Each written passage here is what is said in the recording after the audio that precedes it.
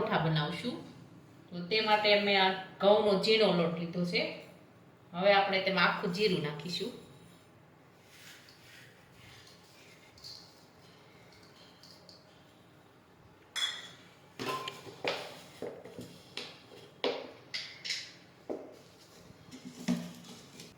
મીઠું નાખીશું સ્વાદ અનુસાર.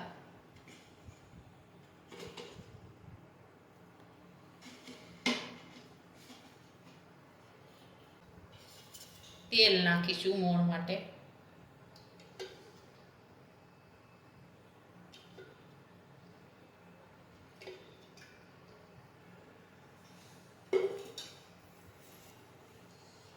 હવે મિક્સ કરી દઈશું લોટને.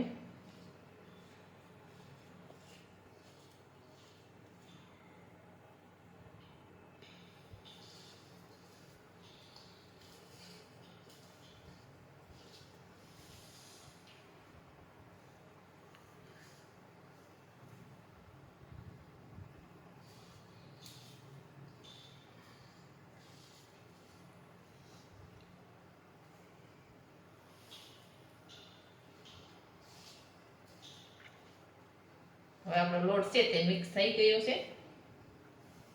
હવે આપણે લોટને બાંધી લઈશું. પાણી નાખીશું.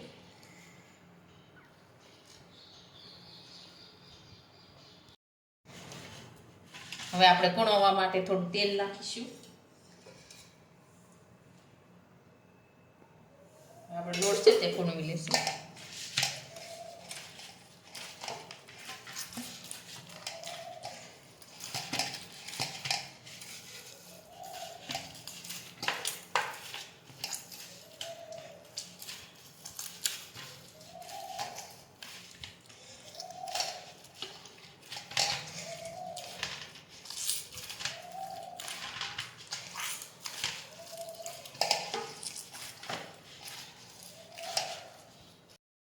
હવે આપણો લોટ છે એ સરસ મજાનો બંધાઈને તૈયાર થઈ ગયો છે, કૂણવાઈ ગયો છે.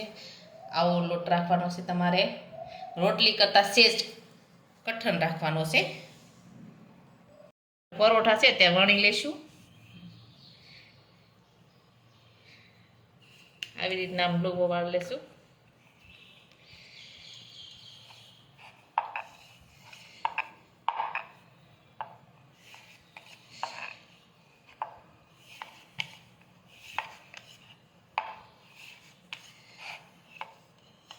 આપણે તેલ લગાવવાનું છે.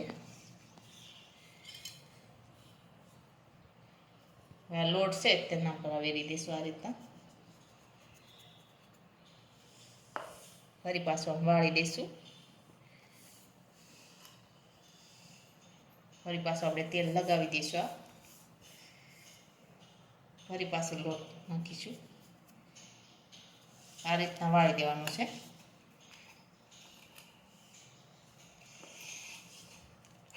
વણી લેશું. આ રીતના વણતા જવાનું છે.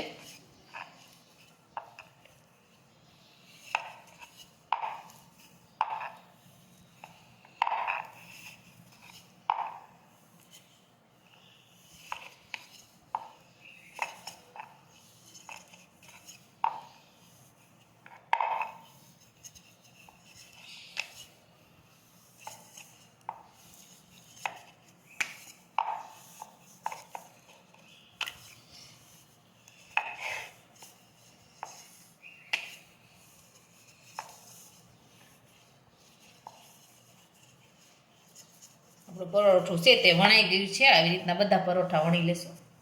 આપણા પરોઠા છે તે વણાઈ ગયા છે. હવે આપણે તેને સોડવી લેશું. હવે આપણે લોટી છે તે ગરમ કરવા મૂકી છે. હવે આપણી લોટી છે તે ગરમ થઈ ગઈ છે. હવે આપણે તેમાં પરોઠું છે તે શેકી લઈશું.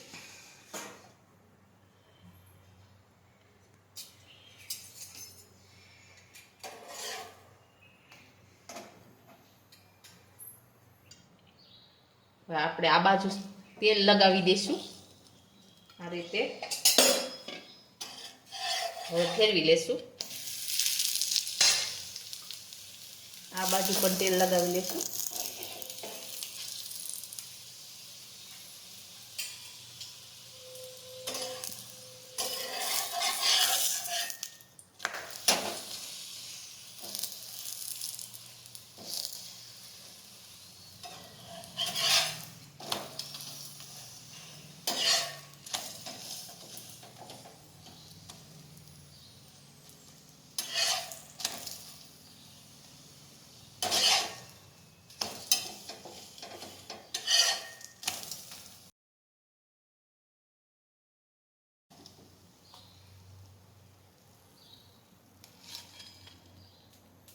આવી રીતના બધા પરોઠા છે એ તળી લેશું.